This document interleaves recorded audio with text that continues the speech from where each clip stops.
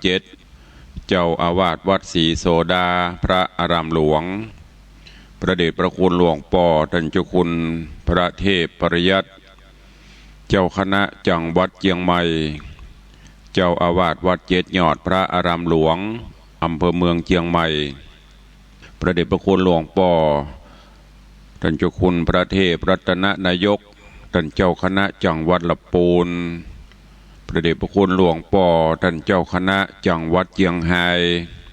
ตลอดจนพระมหาเถรานุเถระเจ้าคณะพระสังฆาธิการภิกขุสงฆ์สามเณรจุตนจุองค์โดยความเคารพขอเจริญสุขเจริญปอนปอออกไม่ออกศรัทธานาบุญตินจองห้องวัดจุหนุ่มเท่าใจยิงขอน้อมต้อนรับทุกท่านเข้าสู่รายการมรดกธรรมกำเมืองต่างสถานีวิทยุกระจายเสียงวัดฝ่ายหิน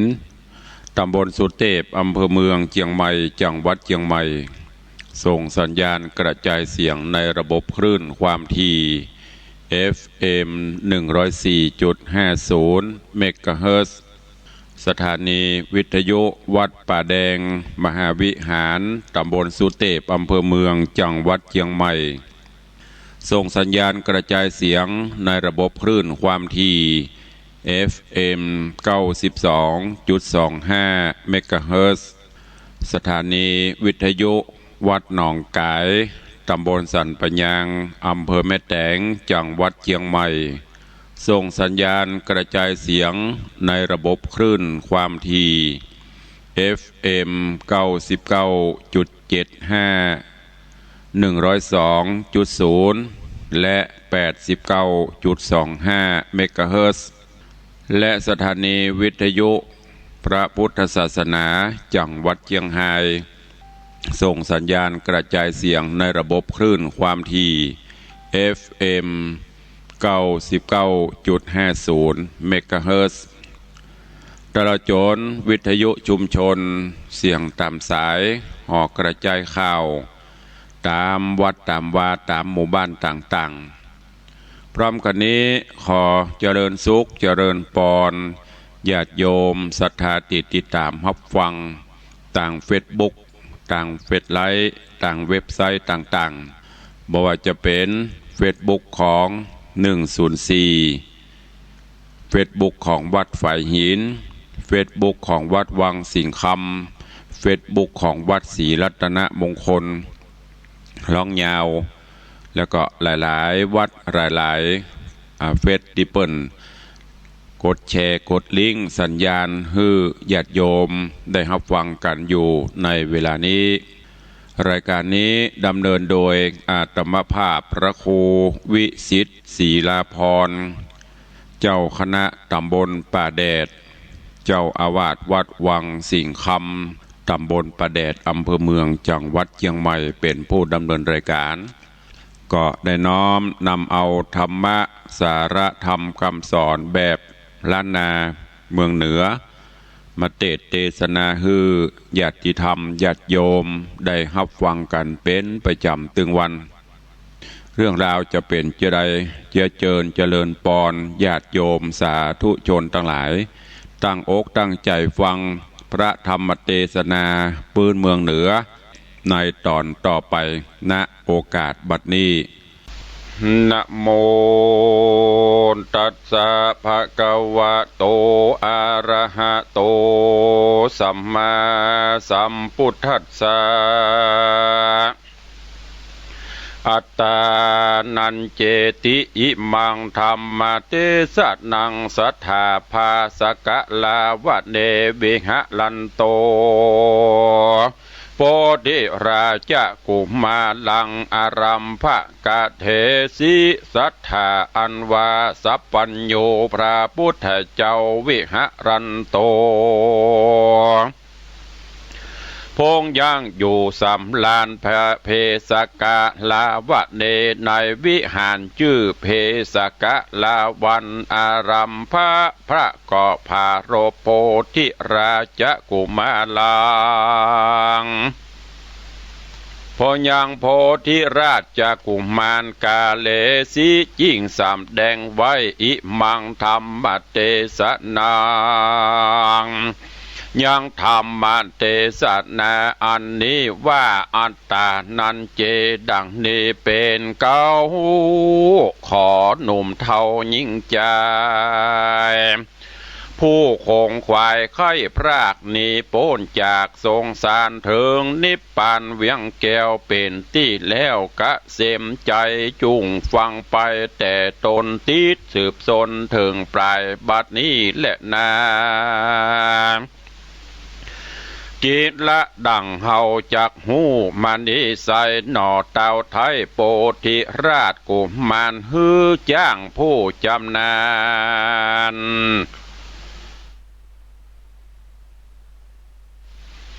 ฮือจ้างผู้จันนันจะลาดสร้างภาษาใสสีแป่งอันงามดีพาเสดชื่อโก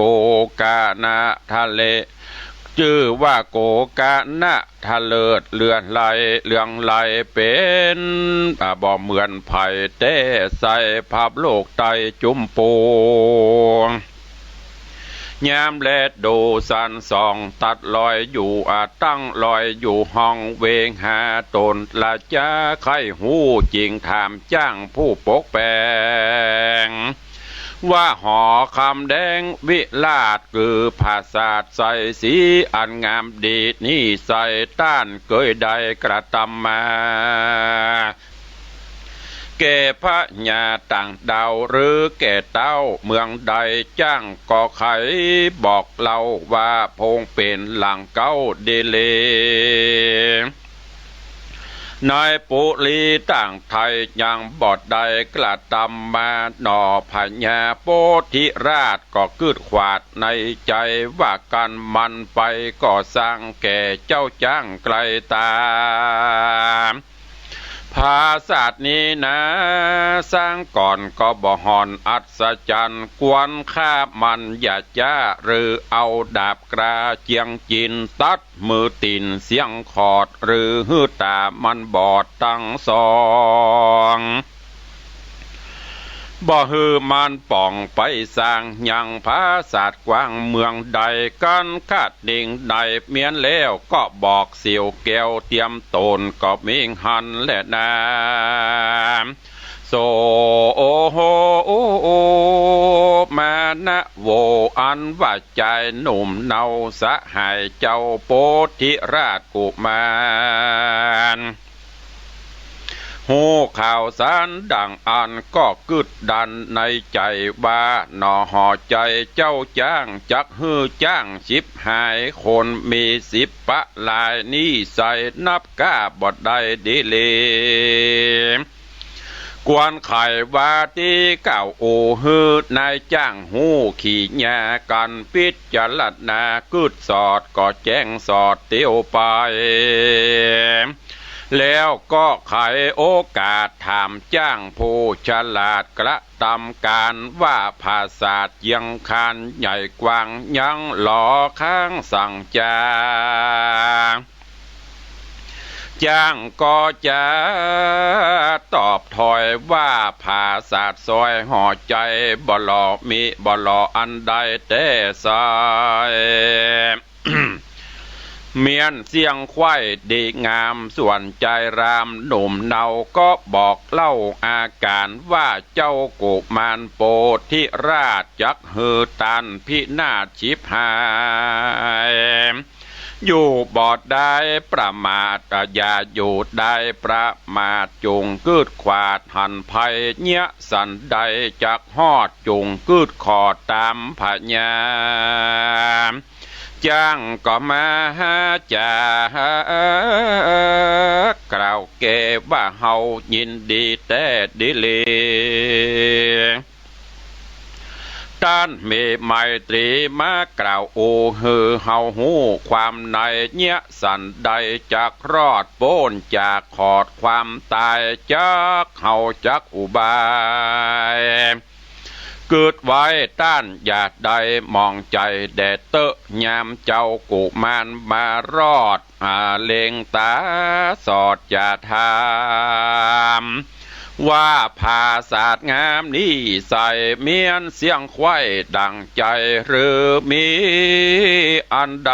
ยังค้างจุ่งกล่าวอ้างไขมา จ้างแสงจ่าขาบไว้ว่ายังบ่เมียนควายดังหมายคือลวงลายควักต้องตกแต่งย่องไปในละเอียดเลือใจบ่น้อยข้าจะก้อยโทธรรมขอเจ้าห่อคำยศใหญ่อดใจไว้รอรา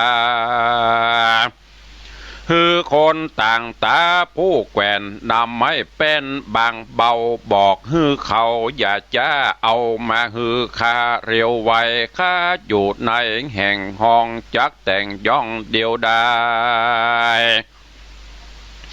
อย่าฮือยิงใจหนุ่มเท่าหรือเต้าเจ้าบุญนาขออย่ามาสั้นพอออกปากรอจะถามลวงลายงามหลายแหล่ยามกล่าวเกจะคอยคาบมีใจบอดตังจักได้ยั่งเสียการจักเมินนานเสียเปล่าบ่เมียนเล่าเรียวไว้ส่วนปัจจาเข้าแหล่น้ำกันกาละพร่ำเติงมาภริญาข้าคอยหรือลูกน้อยยิงใจจักคงควายบ่จ้าส่งมาฮือข้าตามมีขอเจ้าปุรีพัมหูตามข้าอูไข่กำเจ้าห่อคำโปธิราชก็อนุญาตจุประกาศแล้วแต่งคนหาน้อยใหญ่เวทภาษาไว้จุปายย้อนคะนิ่งหมายกึดสอดบ่เฮือนายจ้างรอดนี่แล้วอาภิวันก้มเกลาขอพระพุทธเจ้าพันภายนำภิกขุหลายมวลหมู่ขึ้นไปสู่ไปบนพระตัสสะปนตนสักสวัสดบ่ย้ายบาทพันภายแม่นเต้าถวายขาบใบทวนครบไว้สามตีพระมุนีบ่ยัวลิญาติคือบ่ย้ายบาทไกลกลาเต้าและตาพอเรายังมหาเทนเจ้าอานนท์ผู้โอปาถากโตโอโหอยู่ใกล้ฮือหูควายสัญญา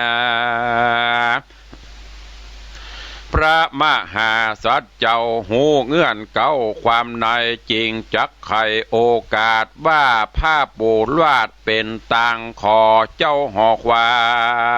งยศใหญ่ล้อนเมียนไวเปลี่ยวปันพระเล็งหันไปนาบ่ย่ำพาเดลีเจ้าปุรีโพธิราชฮือโค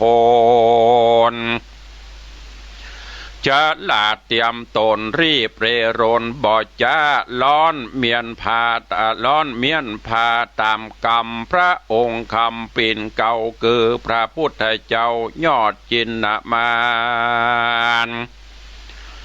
ก่อนนายนาการแกวนใจเมียนพาไว้เสียไกลก็กลาไกลยัวริญาติโยกย้ายบาทพันภายนำภิกขุหลายมวลหมู่ขึ้นไปสู่ไปบนก็มีหันและนากันทวายบินที่บาทเมียนเสียงขาดบัวระมวลกาละกวนมาหอดตนเจ้ายอดโปธิกุมา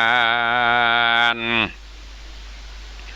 ก็ทูลสารก้มเกลาถามพระพุทธเจ้ายอดติโลกาว่าขานินาเถิงแล้วซึ่งพระตนแก้วยอดมุนีท วนสามตีคบใครเขานั่งไกลฟังธรรมโต้ยตามกรรมกล่าวจี้บลิกลีนีไกลเป็นสันได้นั่นเราพระพุทธเจ้าบอกคุณนาบอกไกลกระเยี่ยมพาอันตุนคาปูทวาย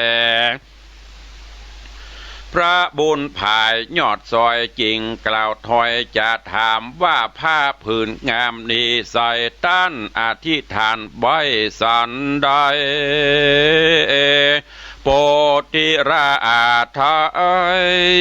ก็ใครบอกเราแก่พระเป็นเจ้าตามมีพระมุนีกล่าวญาตินี้วิบากบลีนิหายลูกยิ่งใจน้อยใหญ่จริงบอกคืดใดมิมาการขายจะเมียนแล้วพระตนแก้วจินนามานจริงจักนิทานชาติเก่ามาบอกแก่เจ้าหอกคำว่าเมินนาน้ำบอดน้อยมีคนอ่านร้อยนานามลงนาวานำมวลหมู่แล่นออกสู่สากรแล่นเรือลำจอนลอยล่องไปตามต้องวังทานบ่อปอดนานแต่ใส่เหือเล่มใหญ่นานำนาก็เพตาแตกมังกลางแม่กวางวังหลวงคนปานปวงมวลหมู่จมลงสู่วังบนหล่อสองคนแต่เราคือสองหนุ่มเนาผัวเมียสองขาเปียแผ่นไม้เกาะก้อยเกาะไว้ลอยไปบ่อนานเต้าใดก็รอดถึงที่จอดดอนสายปนตั้งตามวยมอดก็ขึ้นจอดเศร้าซาเกาะนั่นนาบอกวางอยู่กลางตาตังวังใส่เล็งพอไปนาหันตีนฟ้าสุดตานกนันนามวลหมู่อาสะไหลอยู่จอมกันมีอานันต์หลายแหล่อยู่จุแง่อาณาตั้งสองขาแสบใส่เก็บไข่นกได้เอากินเป็นอาจีนข้ามเจ้าต่างคาบเข้าแหล่งไงกันไข่นกลายเสียงขอดบ่เหลือรอดกองตาก็หยับลูกนกมาเลี้ยงไส้อยู่ใดนานไปบ่นานเต้าใดนกน้อยก็ตกถอยหายตาลูกนกหาบ่ได้ก็มายับนกใหญ่มากินย้อนเมาวินประมาทบ่ได้ขาดคืนวันการดับขันมูบหมูก็ลงสู่อบายบัดนี้กลายมาเกิดเอากำเนิดหน่อเมืองคนย้อนอากุศลหลายจาดบ่ได้ขาดตัวตานคือนางจอมขวัญนอนเนากับตัวเจ้าราชกุมารย้อนกำฮึกหันจาดก่อนจริงบ่มีลูกน้อยอ่อนใส่ใจการว่าเมียนแล้วพระตนแก้วยอดกุมารจริงไขวัตีติดต่อวัดดูราเจ้านอราชกุมารน้อยอาติตาการญาติเก่ากันตัวแห่งเจ้าภูมิกับเทวีน้อยนาดบ่ประมาทวางใจหรือคนใดกืดขวาดบ่ประมาทลาสาบุตรตาธิดาน้อยใหญ่เตียงบ่ระเตียงบังเกิดใดดังหมายเต้าว่าสองหญิงใจชาติก่อนบ่ยังย่อนตั้งดามกระตามกาบาปกระอันหยาบจ้าจังไร แต่ปฐมมาไว้หนุ่มเนาเถิงแก่เท่าจะลากรรมตัวมาจ้องห้อยจริงบอดได้ลูกน้อยดังใจยิงใจได้ประมาทบอกกืดขวาดอนตะลายใจบอกไม่ไฟอ่างจักก่อสร้างกุศลชื่อว่าบ่ฮักตนแต่เราจังตัวเก่าเดเลพระโมนีกล่าวดังนี้แล้วจริงไข่ข้าอูบแก้วเตสนาว่าอัตตานันเจปิยังชัญญารักไข่ยะนังสุรักขิตังตินนามันยะตรังยามังปฏิชักไขยาปันดิโตดังนี้กันว่ากันหูว่าตนตัวเก่าเป็นที่หักเราเหลือลายกวนโคงควายกึดสอดหักษาตัวรอดนานไปอันวิสัยนักปราดโพฉลาดจบทองย่อมติปองค่ำเจ้าหักษาตัวเก่าดีงามอย่าเสียงสามยามโคบควายหรือยามหนึ่งใดเป็นดีและนาอ่านว่าอาจารย์นักปราชญ์ผู้ฉลาดจบทองหูตำดองแจงทีอันพระกล่าวจี้เตสนาจริงใครจะเตื่อมแทงเปื้อเหอแจงดีงามกันกรรมว่ายามต่างสามนั่นเราพระเป็นเจ้าเตสนาจะเตรียมมาเพียบไว้คือหากได้ไว้ตั้งสามยามแล้วรามนุ่มเทานักปราชญ์เจ้าเรียกว่าปฐมวัยยามถัดไปนั่นใส่คือหากได้มัดฉิมะไว้ยามถัดไปสุดซ้อยกำลังน้อยถอยเนกาญาอินทรีเท่าแก่ตันกล่าวแก่ว่าปัจฉิมะไว้ขหัดคนใดหนุ่มเท่าฮักตัวเก่าเหลือเหลือใจบอกกล้าไกลเตียวต้องอยู่แต่ในห้องเกงหามีฝาหนามันแก่นประตูแน่นตึดตันย้อนใจพานกึดสอดว่าจักเอาตัวรอดโผยภัยต้านก็ใครกล่าวจี้ว่าบ่แมนตี้ดีลี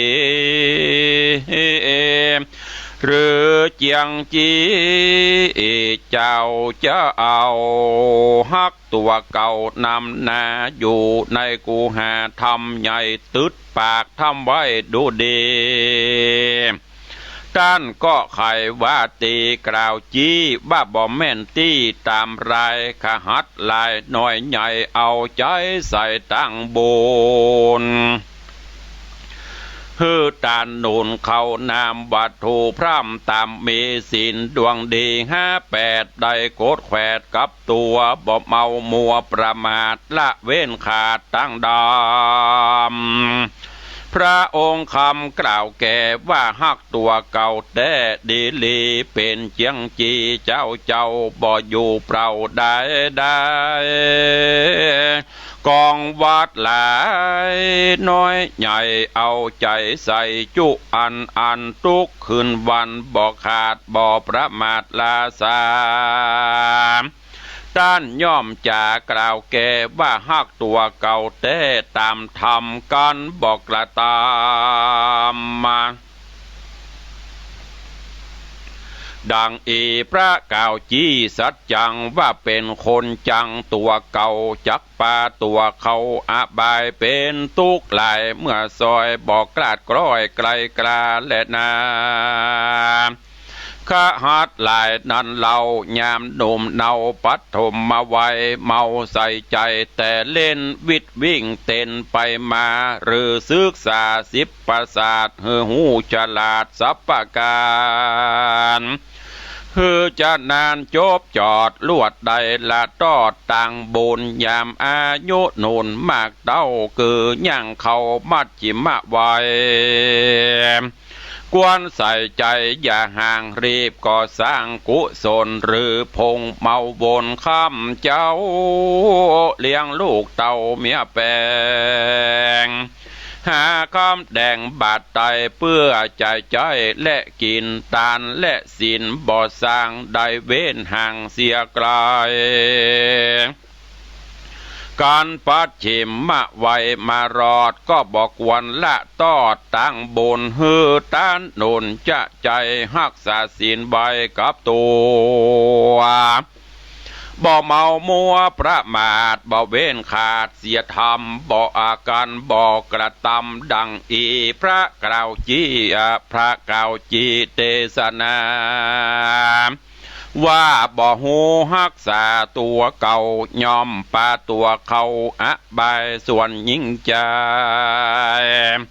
น้อยใหญ่เอาใจใส่ตั้งบุญฮือตันหนุนเขาน้ำบัตถุพรำตำมีศีลดวงดี58ได้โกดแขวดกับตัวบ่เมามัวประมาทบ่เว้นขาดภาวนาตามเวลามาฮอดกาละจอดตึงตันตั้นไข่ปันกล่าวแก่ว่าฮักตัวเก่าแต่ดิเลจากป่าตัวนี้กลาพรากหือโป้นจากอบายสำรันลายเมื่อซ้อยยามกราดกร้อยมรณาบุญย่อมป่าไปเกิดในที่ผาเสดกะเสมใจและนาอัตตาราคะกาถานิธิตาขีญาสังวันนาวิเศษจาห้องเหตุอัตตราคะกาถาก็บังโกมสมฤทธิ์สเดชพระธรรมเทศนาอัตตกถาหรือว่าอัตตราคะกถาการหูหักษาตัวรอดเป็นยอดดีก็จบปริปุณังไปธรรมเทศนาเรื่องนี้เพิ่นบอกว่าหูหักษาตัวรอดเป็นยอดดีก็หมายถึงคนเฮาเกิดมาแล้วจะไปมัวเมากะกิเลสตัณหาหลงระเริงประมาทในชีวิตในวัยบางข้องอาจจะเกิดว่าเฮายังหนุ่มกำนำไม้วัยเฮาหนุ่มกำลังวังชาแข็งแรงบ่ฮักตัวเก่าคือฮักแต่ฮักในทางที่ผิดหลงละเริงไปแอวกินบ่แสวงหาตั้งหน้าตั้งตาที่เฮาจะต้องไป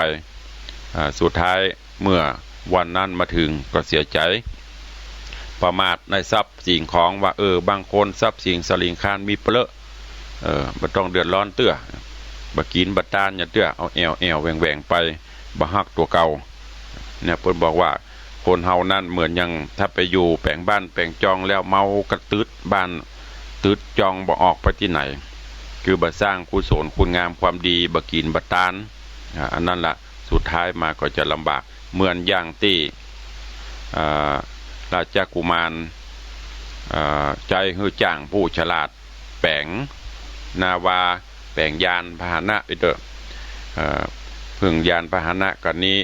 สามารถที่จะลอยละล่องไปได้เหาะเหินได้กึดไปกึดมาเปิ้นแปลงพอจะแล้วอะไรเถอะพอแล้วละขัวเปิ้นไปแปลงคนอื่นกึดจะฆ่าเปิ้นแต่ไปอู้ให้เปื่อนทำคนหาตังจะฆ่าเปื่อนคนนี้เป็นคนมีศีลมีธรรมก็เลยไปบอกให้จ้างก็เลยออกอุบายว่าเกือบจะแล้วละค้างตกแต่งแปลงนี่บ่ได้ขอเซาะไม้แป้นไม่อย่างมาไว้เนอะและห้ามไผมายุ่งมาเกี่ยวบ่ต้องมาถามลงถามลาอย่างเนอะใครจะก่อยแปลงไปอันนี้คือเอาตัวรอดพอแปลงไปแต้มได้แปลงงั้นนิสกรรมไปแปลงนกแปลงหงส์แล้วก็ลองจักไปจักมาพอใกล้จะแล้วก็สั่งลูกเมียสัตว์ปีกสัตว์อย่างที่มีขายหมดเนอะเอาเหลือก็เงินก็คำแล้วก็มาพอได้เวลากาละงามดีก็บินป่นออกจากปราสาทราชมณฑลที่แปลงไว้เหาะเหินหนีไป อันเนี้ยหูจักเอาตัวรอดก็หมายถึงว่าคนอยู่ด้วยกันบางคนก็ปากันไปหมกมุ่นกับการกับกิเลสตัณหาราคะความหลงละเลงในโลกมนุษย์แสงสีวิไลอยู่บ้านเดียวกันแต่ว่ามัวกะกันไว้คล้ายๆว่าบ่ต้องไปสร้างคุณงามความดีอย่างนั้นแต่แห่งคนที่อยู่ในครอบครัว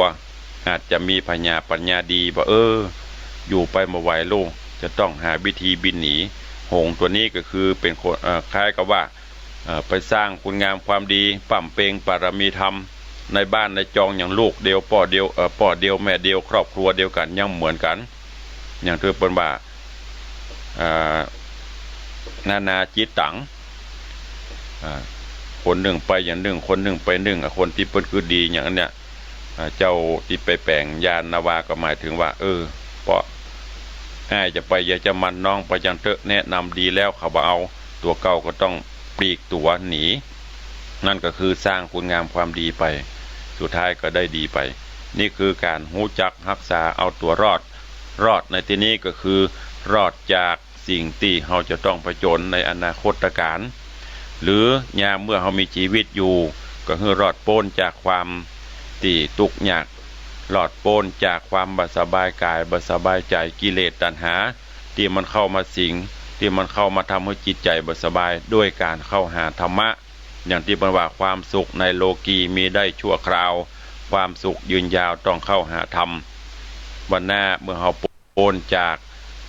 โลกมนุษย์นี้ไปเราก็จะได้สุขสำราญบานใจเพราะเราบ่ประมาทเราบะใจ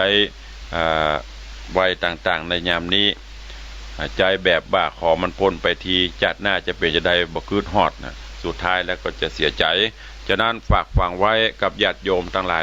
นำไปคิดพิจารณาวันนี้เวลาหมดเวลาล่วงเลยเวลาเพิ่นมา 2-3 นาทีละข่าวสารบุญกินบุญทานต่างๆก็คงจะแปะไว้หาเหมาะเพราะว่าเวลามันน้อยคำเดียวก็ฝากฝังไปทางพระราชอาจจะได้อูจากับญาติโยมศรัทธาต่อในรายการธรรมะเพื่อประชาชนแล้วก็ไปฟังจากตังสันทรายหลวงปกาเขาแตนสภาพอากาศจะเปลี่ยนจะได้พายุทางฟิลิปปินส์รุนแรงก่อทางบ้านเฮามันยังบ่หนาวมันเป็นเพราะเหตุเช่นไรก็เดียวไปฟังตังสันทรายหลวงต่อไปวันนี้ขอความสุขสวัสดีจงบังเกิดมีกับญาติโยมทั้งหลายและขอกราบขอบพระคุณกับท่านผู้อำนวยการสถานีทุกสถานีตลอดจนช่างเทคนิคของแต่ละสถานีที่ได้เมตตาอนุเคราะห์ดูแลพอกวยในด้านการกระจายเสียงตลอดจนอนุโมทนาบุญขอบคุณกับครูบาอาจารย์และญาติโยมศรัทธาที่ได้ติดตามรับฟังรายการนี้ด้วยดีเสมอมาขอความสุขสวัสดีบังเกิดมีกับทุกท่านอยู่เย็นเป็นสุขจุ่มเนื้อเย็นใจเพื่อมีสุขภาพพลานามัยสมบูรณ์แข็งแรงเหมือนกันจุตนจุองค์จุผู้จุโคนจัตตารโอธรรมาวัตันติอายุวันโนสุขังปะลัง